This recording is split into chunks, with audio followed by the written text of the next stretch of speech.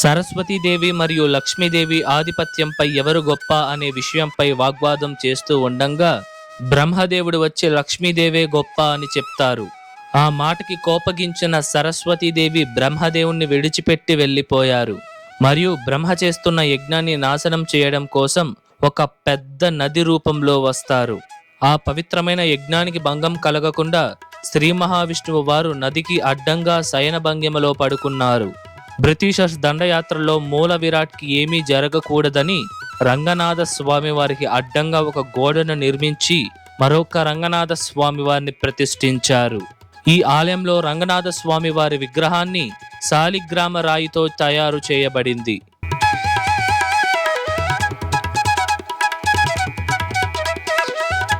Hi hello నమస్తే, welcome to our channel ఆలయ యాత్ర. ఈరోజు మనం ఒక అద్భుతమైన వైష్ణవాలయాన్ని అయితే దర్శించబోతున్నాము. అదే శ్రీ ఉత్తర రంగనాథ స్వామి వారి ఆలయం. ఈ ఆలయం తమిళనాడు రాష్ట్రం వేలూరు జిల్లాలో ఉన్న పల్లికొండ అనే ఒక అందమైన గ్రామంలో ఉంటుందన్నమాట. ఈ ఆలయం వేలూరు రైల్వే స్టేషన్ నుండి 27 కిలోమీటర్ల దూరంలో, వేలూరు న్యూ బస్ స్టాండ్ నుండి 26 కిలోమీటర్ల దూరంలో మరియు కాట్పాడి జంక్షన్ నుండి 28 కిలోమీటర్ల దూరంలో ఉంటుంది. ఈ ఆలయం తాలూకా లొకేషన్ కూడా నేను మీకు డిస్క్రిప్షన్లో ఇచ్చుంటాను, చెక్ చేయండి. వీడియోని లైక్ చేసి స్టార్ట్ చేయండి. మన ఛానల్ని ఎవరైనా సబ్స్క్రైబ్ చేసుకోకుండా ఉంటే సబ్స్క్రైబ్ చేసుకోండి. రండి ఇప్పుడు మనం ఆలయం వద్దకైతే వెళ్దాం.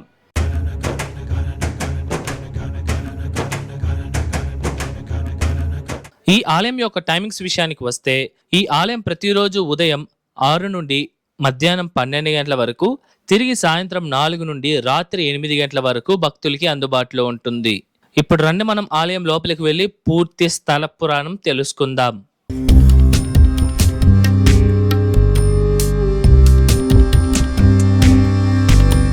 పూర్వం సరస్వతీదేవి మరియు లక్ష్మీదేవి ఆధిపత్యంపై నేనంటే నేను గొప్ప అని వాగ్వాదం చేసుకుంటూ ఉంటారు.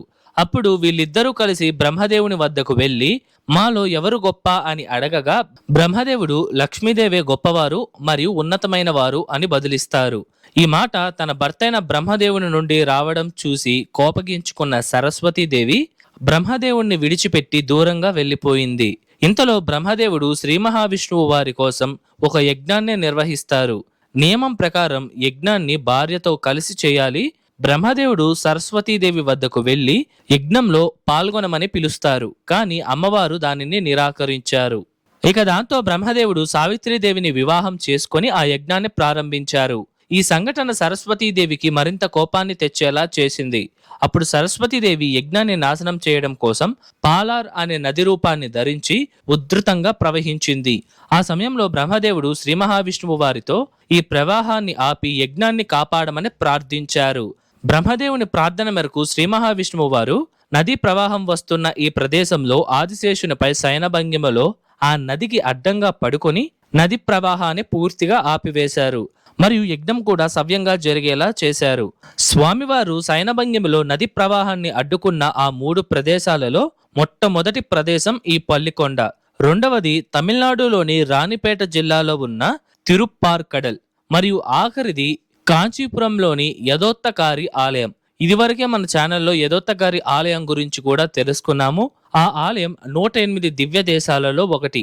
ఆ వీడియో ఎవరైనా చూడకపోయింటే దాని లింక్ నేను మీకు డిస్క్రిప్షన్లో ఇచ్చుంటాను, చెక్ చేయండి. ఈ సంఘటన జరిగిన తరువాత బ్రహ్మదేవుడు సరస్వతీదేవి వద్దకు వెళ్లి క్షమాపణలు కోరారు.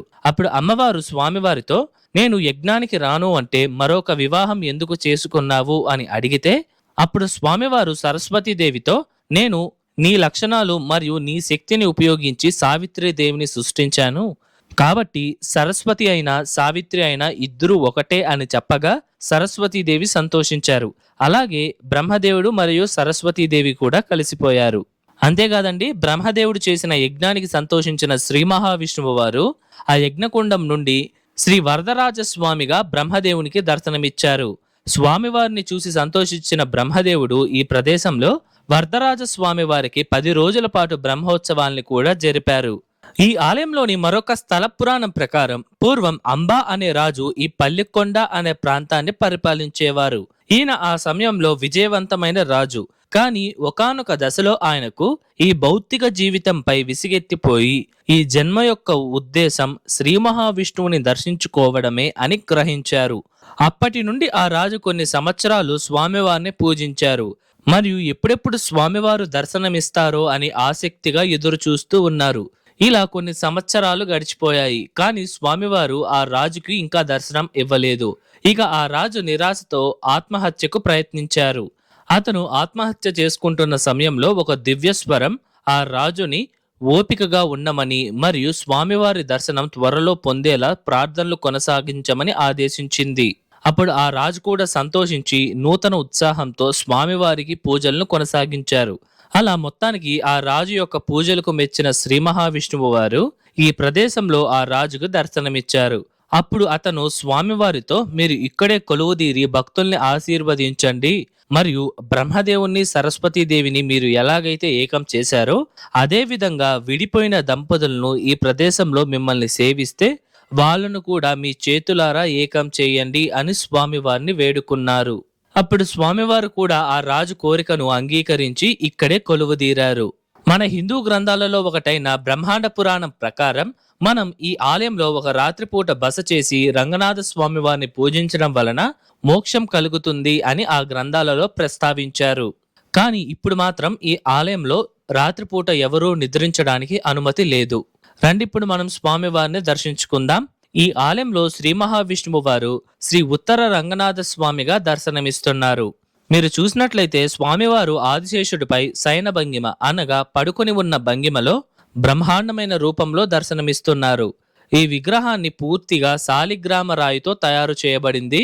వివాహంలో ఎటువంటి ఆటంకాలు ఉన్నా, దంపతుల మధ్య గొడవలు మరియు ఇతర ఇబ్బందులు ఉన్నా ఇక్కడ స్వామివారిని అలాగే అమ్మవారిని పూజిస్తే మంచి ఫలితాలను పొందుతారు. ఈ అందమైన ఆలయంలో లక్ష్మీదేవి అమ్మవారికి కూడా ప్రత్యేక మందిరం ఉంది. ఇక్కడ అమ్మవారిని రంగనాయకి తాయారుగా పూజిస్తారు. అమ్మవారు కూర్చున్న భంగిమలో 4 చేతులను ధరించి భక్తుల్ని ఆశీర్వదిస్తున్నారు. ఇదేనండి ఈ ఆలయ తీర్థం. దీనిని వ్యాస పుష్కరిణి అని పిలుస్తారు. పూర్వం బ్రహ్మహత్యా దోషం కారణంగా ఇంద్రుడు కశ్యప మహర్షి సలహా మేరకు ఈ ఆలయం తీర్థం వద్దకు వచ్చి 1 సంవత్సరం పాటు ఈ పవిత్రమైన పుష్కరిణిలో స్నానం చేసి బ్రహ్మహత్యా దోషం నుండి విముక్తి పొందారు.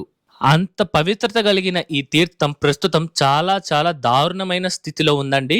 మీరు చూడొచ్చు, వాడి పడేసిన బట్టలు, అలాగే తాగేసిన మందు బాటళ్ళు, సిగరెట్ ముక్కలు, ఇలా చెప్పుకుంటూ పోతే పెద్ద లిస్టే ఉందండి. అంత దారుణంగా ఉంది.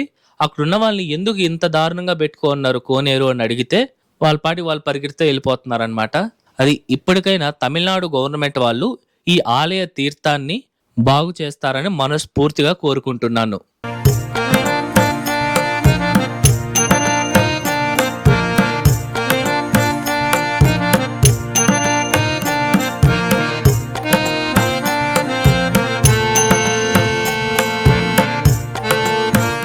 ఇప్పుడు మనం ఈ ఆలయం యొక్క పూర్తి నిర్మాణ చరిత్రను తెలుసుకుందాం.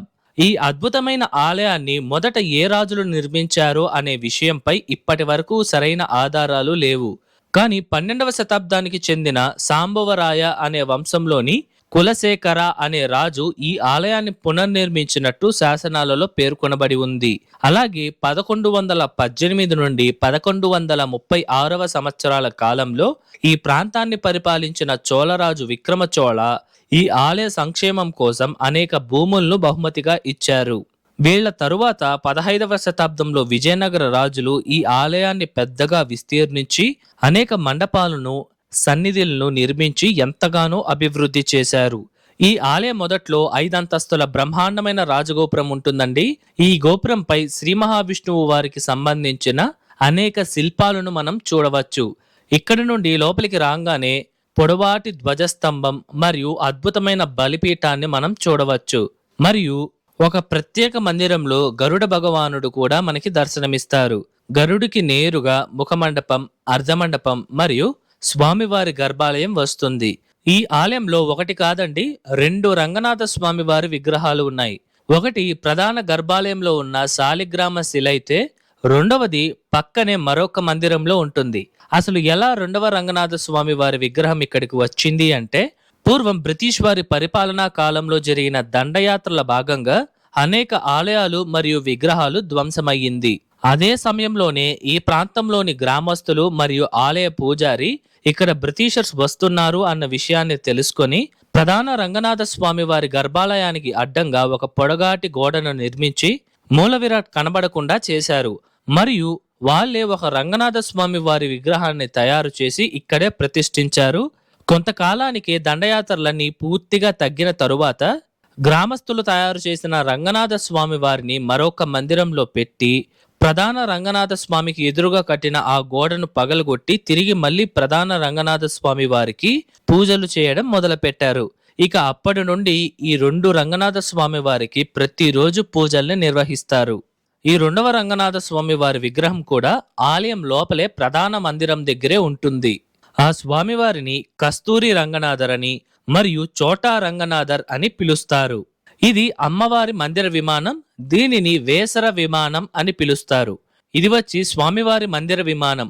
ఈ విమానం మిగతా విమానాల కన్నా కొంచెం వ్యత్యాసంగా ఉంటుంది. దీనిని ప్రణవాకార విమానం అని పిలుస్తారు. ఈ ఆలయంలో సీతారామ లక్ష్మణులకి ఒక ప్రత్యేక మందిరం, అంతేకాకుండా నవనీత కృష్ణుడికి, ఆండాలమ్మవారికి, ఆంజనేయ స్వామి వారికి, కులశేఖర ఆళ్వార్ మరియు నమ్మాళ్వారికి ప్రత్యేక సన్నిధులు ఉన్నాయి. ఈ ఆలయంలో ప్రతి సంవత్సరం ఏప్రిల్ మే నెలల్లో బ్రహ్మోత్సవాలను 10 రోజుల పాటు అంగరంగ వైభవంగా జరుపుతారు. అలాగే ప్రతి ఏకాదశి, వైకుంఠ ఏకాదశి రోజులలో స్వామివారికి పూజలను వైభవంగా నిర్వహిస్తారు.